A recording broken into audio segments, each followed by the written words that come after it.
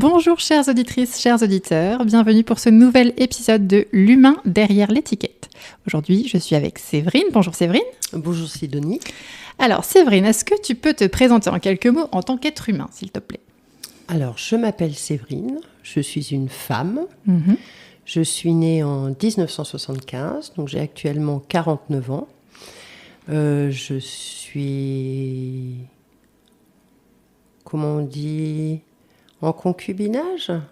C'est pas très joli comme mot. D'habiter avec quelqu'un ? Voilà, Ouais. c'est ça, j'habite avec quelqu'un. Ok. Voilà, depuis très longtemps et j'ai 3 enfants. Ok. Et dans la vie, comme dans la vie professionnelle, tu fais quoi ? Alors, dans la vie professionnelle, je fais beaucoup de choses. Donc, je suis musicienne. C'est ton fil Donc, rouge ? C'est mon fil rouge, Oui. la musique. Donc, je suis musicienne, donc je fais des concerts avec plusieurs formations artistiques. Donc, j'ai un quintet à vent classique qui s'appelle le Pantagruélaire. On fait surtout de la musique du 20e. Pour petit rappel, un quintet à vent, c'est flûte, hautbois, clarinette, basson, corps. Mhm. Je fais aussi partie d'un collectif jeune public qui s'appelle Bleu de Lune et on fait des concerts improvisés et des siestes musicales. Sieste musicale ? Oui, avec toutes sortes d'instruments fort agréables. Donc ça ressemble à quoi la sieste musicale ? C'est, Alors la sieste musicale, on arrive avec son tapis, son matelas, son doudou, son oreiller. Ok. On s'installe bien confortablement autour en général de 2 musiciens hyènes. Et nous, on a pour tâche de vous détendre et de vous endormir. Avec les instruments ? Et les Avec voix ? des instruments, voilà. Ok. Donc, Et c'est que pour les enfants ? non, c'est pour tout public. Ah mais c'est génial ça. Oui. C'est sur quand ça aussi ? C'est sur Caen, à la Ok. demande. Ok, ah oui, c'est ok, d'accord. Oui. Ok, très bien. Merci pour cette petite précision. Tu peux continuer. Je continue. Je fais aussi partie d'un groupe qui s'appelle Céleste on the Bayou. Et là, je change d'instrument parce que je fais du sous-saphone, donc qui est une grande basse à vent. Et donc, je fais de la musique de la Nouvelle-Orléans. Donc ça, c'est surtout l'été, quand il fait beau, et dehors. Et, C'est un peu jazzy comme style, oui, c'est ça ? c'est ça. Ouais. Ouais. Ok. Et comme je pratique plusieurs instruments, donc en plus de la flûte et de la basse à vent, donc tuba, sous-saphone, je fais aussi des percussions, de la guitare et du chant et des objets sonores.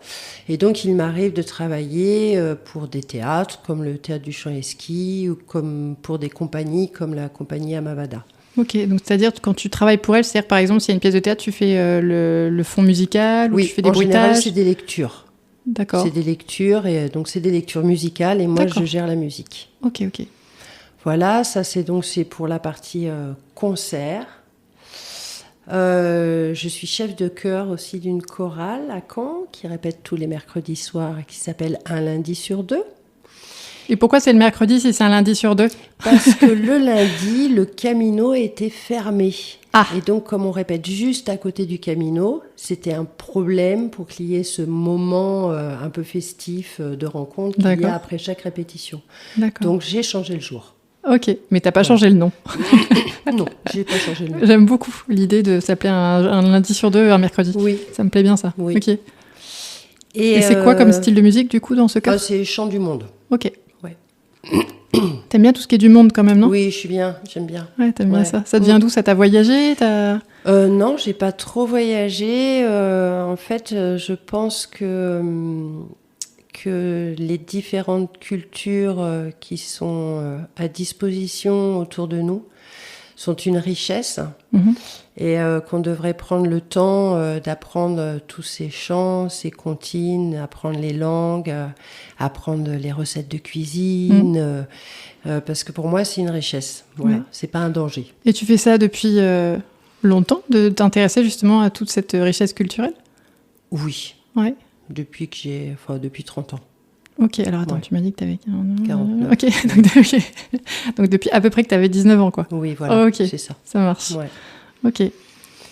Voilà, et donc quand je ne suis pas ce qu'on dit sur le plateau, donc quand je fais pas de concert, je travaille beaucoup avec les enfants qui ont des problèmes de développement ou qui sont malades. Donc j'interviens au CHU toutes les semaines en pédiatrie médicale, en chirurgie pédiatrique et en néonate. Mhm.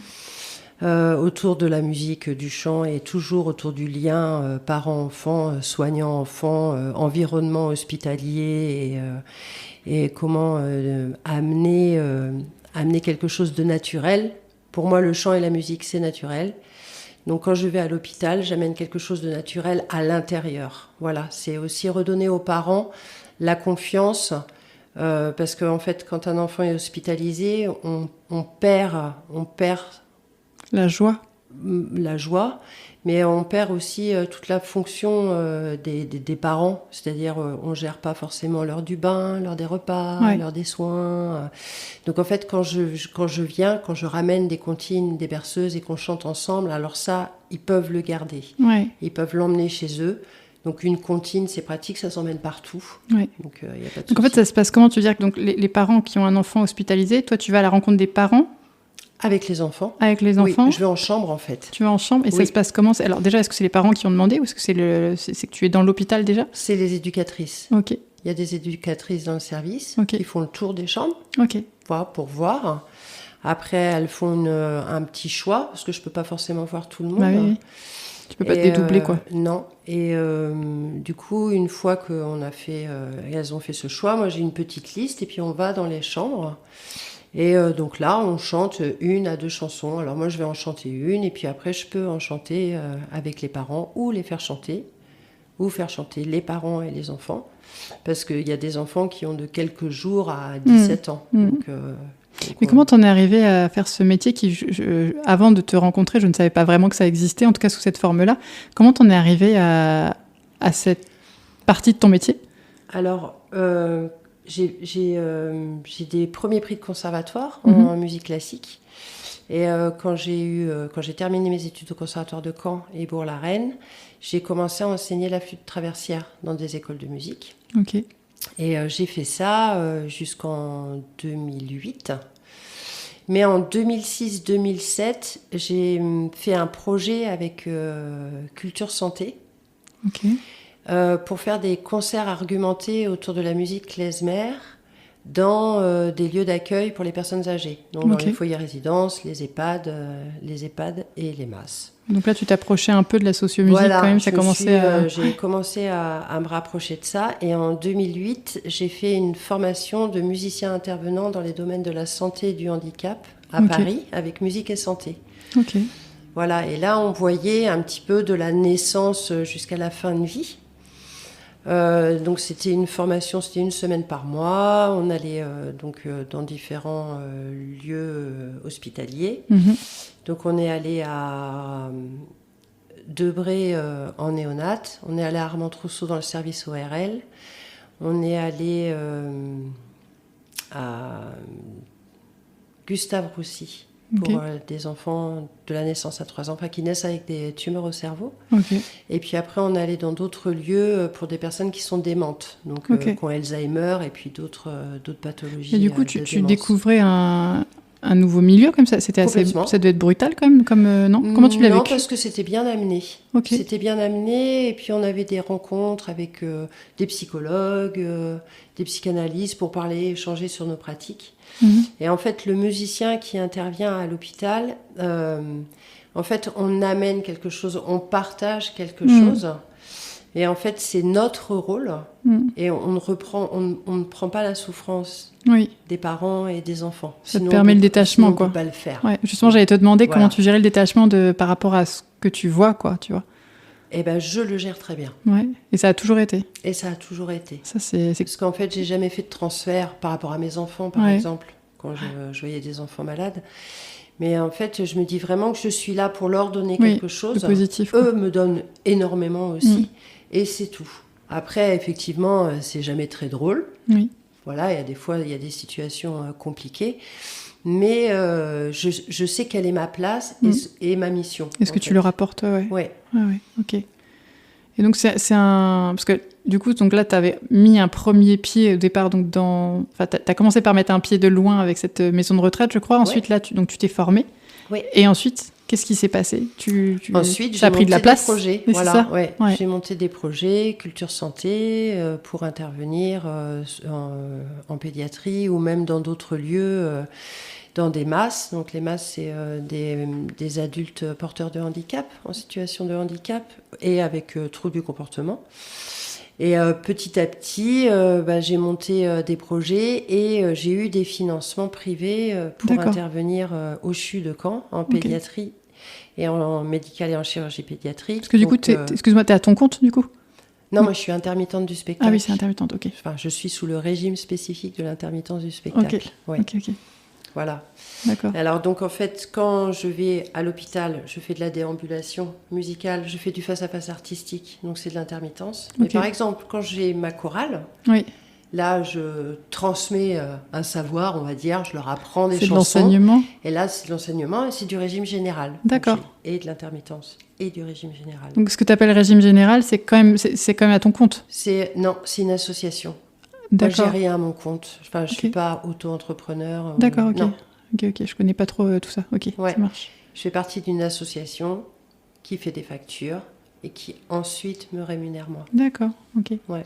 Ok, et du coup, donc au-delà de ça, donc la musique, ça, c'est en toi depuis longtemps. T'as toujours été dans la musique ou ça t'a piqué un jour et tu t'y es mis ? Comment ça s'est passé ? Alors, j'ai commencé la flûte à bec à l'âge de 7 ans à la MJC de Vire.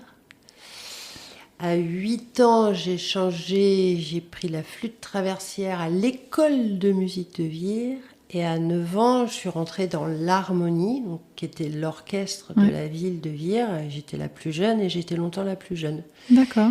Donc c'était un orchestre intergénérationnel, donc ça allait de 9 ans à 90 ans. Ok. Et donc j'ai fait ça de mes 9 ans à mes 14 ans. Et comme je ne m'entendais pas très bien avec ma professeure de flûte, à 14 ans, en bonne adolescente, j'ai décidé d'arrêter. Parce que je ne voulais plus voir ma professeure de flûte. Et la professeure de solfège de l'époque, parce qu'à l'époque ça s'appelait solfège et pas formation musicale, a appelé ma maman pour lui dire faut pas qu'elle arrête la musique. Il existe à Caen une grande école qui s'appelle le Conservatoire de musique. Et donc ma mère a appelé le conservatoire, on y est allé une première fois rencontrer le professeur Yvon Kenéa. Et ensuite, j'ai passé le concours d'entrée. Et donc, je suis rentrée à 14 ans au Conservatoire de Caen. Et tu sentais que tu étais à ta place dès ce moment-là, que c'était vraiment là, c'était de la découverte parce que j'avais j'ai appris plein de choses. J'ai appris... T'as aimé tes années au conservatoire ? Ça doit être intense quand même. Oui, c'est intense. Est-ce que j'ai aimé mes années au conservatoire ? Ça conserve un peu le conservatoire, mais ça s'ouvre de plus en plus. Mais oui, j'ai aimé. Alors on va dire, qu'est-ce que tu as aimé, qu'est-ce que tu n'as pas aimé ? C'est peut-être une question qui correspond plus à... Au conservatoire, qu'est-ce que j'ai aimé ? J'ai tout aimé. Tout aimé, mais j'avais quand même pas mal de retard, vu que je venais d'une petite école de musique. D'accord. Il a fallu que je cravache un peu beaucoup pour avoir mes premiers prix. Donc à Caen, j'ai un premier prix de flûte traversière de musique de chambre. Et après, je suis montée dans une autre école à Bourg-la-Reine, qui est en région parisienne, pour refaire de nouveau un cycle, pour repasser un prix, pour continuer à progresser en flûte traversière. D'accord, donc tu avais déjà décidé d'en faire ton métier de la musique, quoi qu'il arrive. Ah oui, je ne savais pas quoi faire d'autre. Ah oui, non, depuis que je suis toute petite, je veux faire de la musique. Oui, c'est ça, c'est toi. Avant de faire de la musique, je voulais faire de la musique. C'est ce que j'allais te demander, en fait, parce que donc, là, si on résume, donc à 7 ans, tu commences la flûte à bec, ensuite tu passes à la flûte traversière, ensuite tu apprends. Mais avant tes 7 ans, ton lien avec la musique, c'était quoi ? Est-ce que, par exemple, à la maison, il y avait beaucoup de musique ? Est-ce que tes parents écoutaient de la musique ? Non ? Non, pas beaucoup. Mais d'où ça devient alors ? En fait, je reviens encore à ma maman. Elle avait, quand elle était petite, elle aurait beaucoup aimé faire de la danse et de la musique. Mais elle était pensionnaire en campagne. C'était pas envisageable. C'était pas envisageable. Et du coup, elle a eu 2 filles, donc moi et ma sœur. Et donc petite, elle nous a inscrits à la danse et à la musique. Ok. Et du coup, ta sœur, elle a aimé autant que toi la musique ? Ma sœur a aimé autant que moi la musique, oui, mais elle n'en a pas fait sa profession. D'accord. Alors que toi, tu étais sûre, quoi. Enfin, c'était vraiment en toi. Ouais. Mais ma sœur pratique toujours. D'accord. Ouais. Ok. Et donc, du coup, ça a commencé très tôt. Tu es allée dans toutes tes écoles. Hop, ensuite, tu as fait le conservatoire. Tu es sortie de là. Finalement, tu en as donc fait ton métier. Oui. Et dans plein de domaines différents, parce que tu fais à la fois du social, à la fois des concerts, à la fois de la chorale. Enfin, Oui. je me demande où est-ce que tu trouves toutes tes heures pour faire tout ça. Mais c'est compliqué. c'est ça. Et aujourd'hui, qu'est-ce que tu as envie de dire sur la musique? Qu'est-ce que tu auras envie de dire aux gens sur la musique? Qu'est-ce que t'en as tiré? C'est la solution, la musique. La solution à quoi? À tout. Alors, vas-y, raconte. En fait, je pense que la culture, hein, c'est pas que la musique, mais la musique fait partie de la culture et je pense que la culture est la solution à tous nos problèmes. C'est-à-dire voilà. Parce que ça nous porte. Quand on va pas bien, on a tendance à écouter une musique triste et on va un petit peu mieux parce qu'on écoute de la musique encore plus triste que nous. Ouais, c'est ça fait sortir les larmes et après voilà, on est allégé. Ça fait sortir les larmes. Tout le monde chante. Même ceux qui disent qu'ils chantent pas, ils chantent sous leur douche, ils chantent dans leur voiture, ils chantent dans leurs rêves.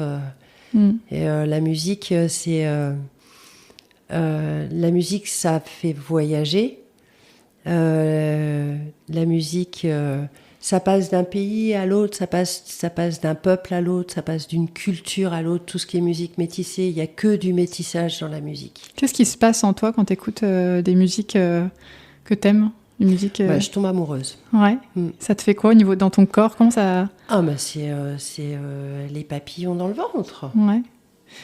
Ça me remplit en fait, la musique, et ça me remplit. Comme si on respirait en fait. Voilà, ça remplit mon corps. Ok.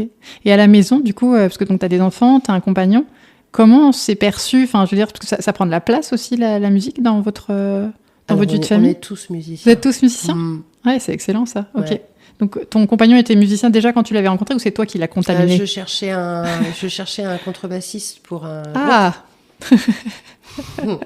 D'accord. Donc, un ami à moi avec qui je travaillais beaucoup m'a dit « Ah, je connais un petit jeune, il est pas mal. » Voilà. Et c'est comme ça que tu l'as rencontré? J'ai rencontré un contrebassiste et mon compagnon de vie depuis 30 ans. Excellent, ok. Ouais. Et du coup, vous faites de la musique aussi ensemble à la maison? Non, pas trop. Ouais. On a joué ensemble, on a fait des formations ensemble, mais plus maintenant. Lui, il fait des basses à cordes, là, contrebasse et basse électrique. Ok. Et comme on a eu 3 enfants, on s'est dit, bah tiens, au lieu qu'ils aillent faire des bêtises dans le quartier, bah, ils vont faire de la musique. Et ça leur a plu? Et ça leur a plu. Ils ont choisi quoi comme instrument? Alors, la première, violon. Ok. Le deuxième, il a commencé par le tuba, mais maintenant il fait beaucoup de guitare, chant, guitare basse. Et le petit dernier, comme il dit, moi je fais de la musique parce que dans la famille tout le monde faisait de la musique, alors je me suis jamais posé la question. Et lui il fait de la contrebasse et D'accord.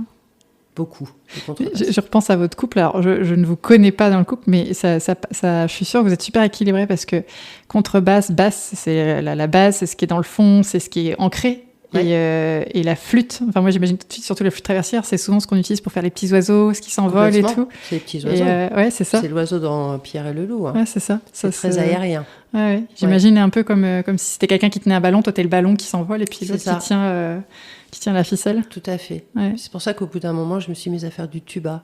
Okay. C'est pour aller voir un petit peu ce qui se passait en bas, justement. Okay. L'ancrage qui est en bas. Et ça t'a fait du bien?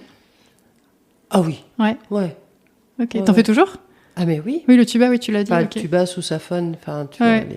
Ok, oui, parce que le sousaphone, effectivement, j'ai du mal à visualiser, mais ok.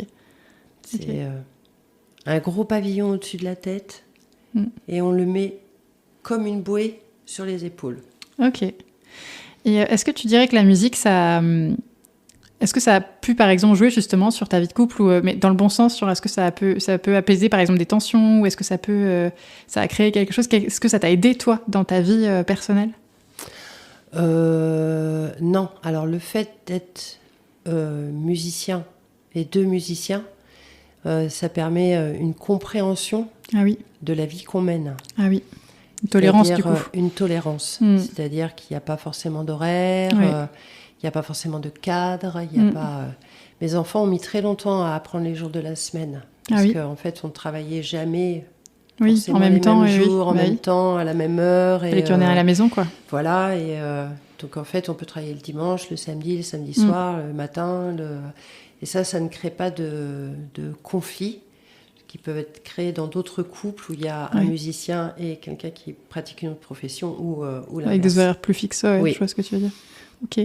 Et tout à l'heure aussi, tu parlais donc des fois on écoute des musiques tristes pour nous aider à pleurer, en gros, des musiques joyeuses pour nous donner du peps. Est-ce que tu peux nous donner les tiens ? C'est quoi la musique, tes go-to musique quand t'es triste, quand t'as envie de mettre de la joie dans ta vie Quand j'ai envie de mettre de la joie dans ma vie, j'écoute le septet, je crois, de Paco de Lucia. Donc c'est de la musique classique ? Non, c'est du flamenco. Flamenco, ok. Ouais. Je connais pas. Et j'écoute un album que j'écoutais quand j'ai survolé le Sahara à 19 ans, quand je suis allée à Bamako. Ok, donc t'as voyagé un petit peu quand même. Oui, je suis allée à Bamako. Ok, et donc du coup cette musique elle te rappelle Mais oui, j'aime bien écouter des musiques qui me remettent dans un endroit. La Madeleine de Proust, tu vois, en musique. Voilà. D'accord, donc le flamenco, ok. Après, quand je suis un peu tendue et que j'ai besoin de puissance, j'aime bien écouter le Requiem de Mozart. Ok, ça te pose. Ouais. Ok. Voilà, mais après, j'ai pas de... Je peux aussi bien... en ce moment, j'écoute un groupe qui s'appelle MPL. C'est Ma Pauvre Lucette. Okay. C'est un groupe de chansons françaises. Okay. Et j'adore aussi, ça me met en joie. En fait, j'aime à peu près... j'aime toutes les musiques. J'aime toutes les formes musicales, artistiques. Je suis touchée par tout. D'accord. Et ta musique pour pleurer, c'est quoi ? Ah, mais il y a plein de musiques qui me font pleurer. Ouais. Bah oui. Je sais que Enya, je pense que tu dois connaître, non ? Enya, c'est une femme qui a une voix très cristalline, ça va très très haut. Et je sais que c'est la musique, quand je sens que je suis triste mais que ça n'arrive pas à sortir, je me mets cette musique-là et ça m'aide à... Sort. Ouais. T'en as une comme ça, toi ? Non. Non, t'as pas ça. Tu devrais essayer Enya, ça marche super bien. Ouais, je vais essayer. Ok, bah écoute, super. Est-ce que tu aurais, du coup, puisque tu dis que la musique, il faudrait en mettre... Si j'écoute ce que tu dis, que la musique, ça guérit tout, en fait, que ça aide, ça peut aider tout le monde et qu'on devrait tous écouter de la musique, c'est ça, en fait, que tu es en train de dire ? Pas forcément écouter, faire de la musique. Ou faire de la musique ? Ouais. Ok. Pas écouter de la musique, parce que s'il y a de la musique partout, tout le temps, on le voit bien, il y en a dans les magasins, il y en a dans les ascenseurs, c'est pénible. Oui. Mais c'est prendre un temps pour faire de la musique ou écouter de la musique. Ouais. Mais faire de la musique. Remettre le chant et la musique à sa place, quoi, dans les foyers. Avant, on chantait tout le temps. On chantait au chant, on chantait à la messe. À la messe, chantait, il y avait les balles du dimanche, il y avait les thés dansants. On chantait tout le temps. Les grands-mères chantaient pour les petits-enfants. Les mères pour leurs enfants quand elles avaient le temps, parce que généralement, elles n'étaient pas là. Elles étaient au chant, quoi. Mais en fait, on a perdu petit à petit ça. Donc maintenant, les gens qui chantent, c'est les gens qui sont dans la télé, mais c'est pas ça en fait. En fait, souvent quand je suis à l'hôpital, les mamans et les papas, elles me disent non, on va pas chanter, on chante faux, on chante pas bien. Sauf qu'un enfant, en fait, il l'a pas. Quand il naît, il s'en fiche. Les voix qu'il préfère, c'est la voix de sa maman et la voix de son papa, et que en fait, si ça chante faux, il sait pas ce que c'est encore lui faux juste. Et il va l'apprendre que beaucoup plus tard en plus. Il va peut-être l'apprendre quand il va rentrer à l'école. Et puis si ça se trouve, il a pas l'oreille musicale de toute façon. Voilà. Donc, et puis, mais c'est parce que chanter, ça fait du bien. Chanter aussi, ça peut remuer tout le fil de son histoire. Des fois, je fais pleurer des mamans. Et puis, il y a une fois, j'ai fait pleurer une grand-mère qui était avec son tout petit et qui m'a dit « Ah, ça me rappelle, je faisais partie d'une chorale dans mon pays, on chantait. Du coup, ça m'émeut, ça me fait pleurer. » C'est ça aussi. Et chanter, ça permet aussi de faire sortir les larmes, les joies. Il faut que ça redevienne... faut se réapproprier ce droit-là, en fait.